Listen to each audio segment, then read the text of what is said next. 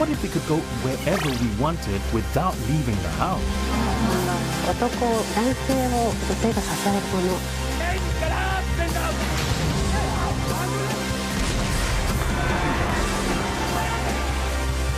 They should never have really stayed on board.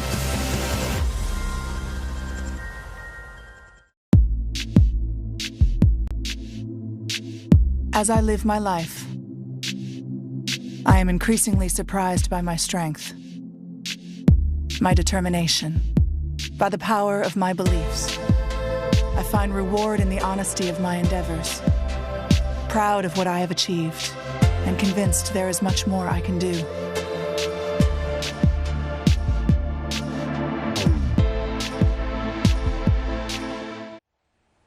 This is Asia Tonight.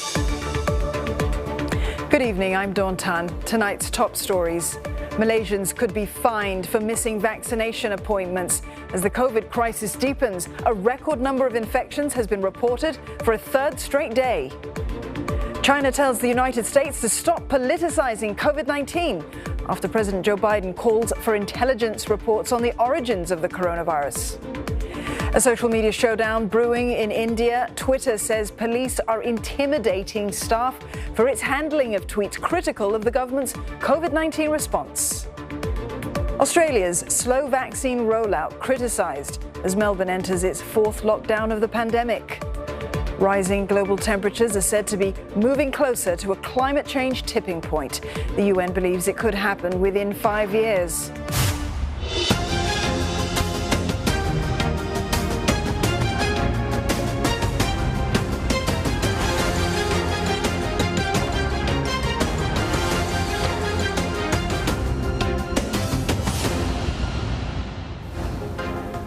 I'm Steve Lai. Also tonight, scientists find a way to use frog skin and fish scales to mend human bones.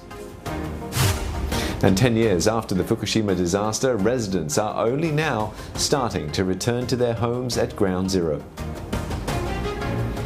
I'm Elizabeth Nyo with your Asia Business Update. A boom in e-commerce drives takeovers in the tech industry to a record.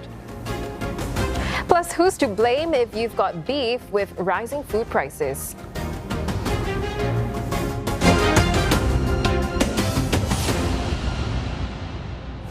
Malaysia is considering fining people who miss COVID-19 vaccination appointments.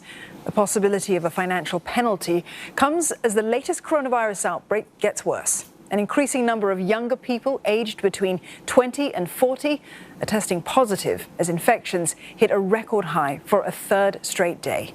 Afifa Arifin joins us live now for more on this. Afifa, authorities want to get tough on thousands of people skipping vaccination appointments. Yes, that's right. The government may start imposing fines on those who do not show up for their COVID-19 vaccination appointment. Malaysia's Health Minister Dr. Adam Baba said his ministry is currently in talks with the National Security Council regarding this matter. This especially after reports have emerged that more than 52,000 individuals from across 7 states have missed their appointments to date. Now, according to local media reports, up to 10,000 people missed their vaccination appointments in the state of Kelantan. And in the state of Kedah, 20,000 no-shows over there.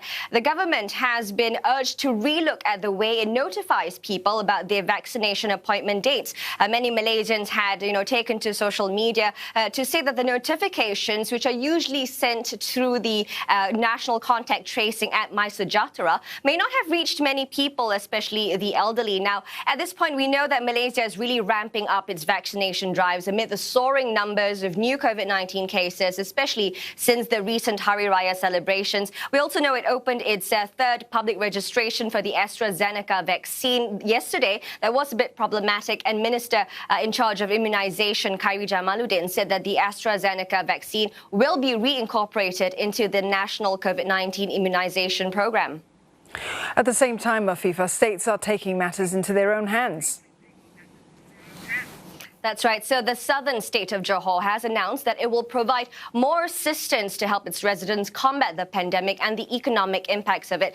So this morning, the state government held a virtual meeting with members of the State Assembly as well as federal parliamentarians representing Johor. Now, this is the first of such a meeting that's held since the emergency laws were announced. And it's also a consultation with lawmakers that was held outside of the legislative chambers. Of course, it follows the orders by the Johor ruler, Sultan Ibrahim Iskandar, who decreed that all of the state MPs and assemblymen must attend a meeting together and discuss how the state can resolve this COVID-19 crisis it's currently facing. So in a show of bipartisanship, the government will allocate about 50,000 ringgit to all of its 56 state assemblymen, including the opposition, to host any kind of advocacy programs to raise awareness about the government's efforts to combat against the pandemic. The chief minister also announced that the Johor state government is planning to provide a third economic stimulus package, and it will also set aside another 10 million ringgit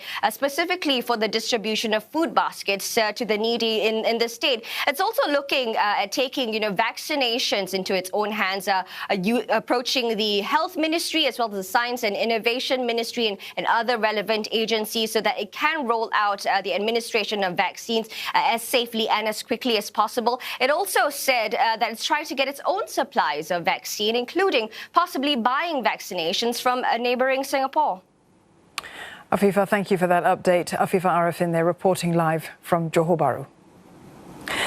China has slammed US President Joe Biden's order to double down on investigations into the origins of COVID-19. Beijing has accused Washington of politicizing the pandemic. The U.S. intelligence community has 90 days to find more information on the source of the COVID-19 virus. President Joe Biden says he wants definitive answers on whether the coronavirus emerged through animal contact at a market in Wuhan or from a highly secure research lab in the same city. The White House is once again calling on Beijing to be more forthcoming. It is our position that we need to get to the bottom of this, and we need a completely transparent process from China. We need the WHO to assist in that matter. We don't feel like we have that now. The lab leak theory had already been dismissed by a World Health Organization mission to China. After visiting the Wuhan Institute of Virology, the mission concluded a virus leak was extremely unlikely, but did not rule it out. Still, speculation has resurfaced in recent days. The Wall Street Journal has reported that 3 researchers from the lab became sick in November 2019. That's a month before China first alerted the WHO to a mysterious pneumonia outbreak. Beijing has repeatedly denied accusations of a cover-up. It's hit out at what it calls the dark history of the U.S. intelligence community and accused Washington of peddling conspiracies. 美国一些人 全然无视事实和科学，全然不顾自身溯源的诸多疑点和抗疫失利的惨痛事实，反复鼓噪要对中国进行再调查。这充分说明，美方根本不在乎事实和真相，也没有兴趣进行严肃的科学溯源，而是想借疫情搞污名化 和政治操弄，甩锅推责。 The other hypothesis is that the virus emerged from bats and then passed to humans, likely via an intermediary species. But scientists have still not found a virus in bats or another animal that matches the genetic signature of COVID-19. A social media storm is brewing in India. Twitter says it is worried about the safety of its staff, claiming police have been using intimidation tactics. Delhi police visited Twitter's office after a tweet by Narendra Modi's ruling party was labelled as manipulated media.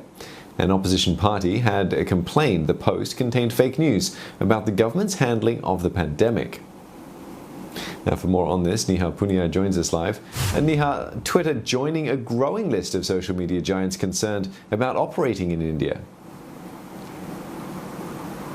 Absolutely. Now, India is a massive market for any tech firm because it's home to millions of internet users, and those numbers are swelling with every year because of cheap phones and cheaper data plans. But as lucrative as this market is, social media firms now realizing access to this market comes with having to deal with a government that's increasingly tightening its control over social media.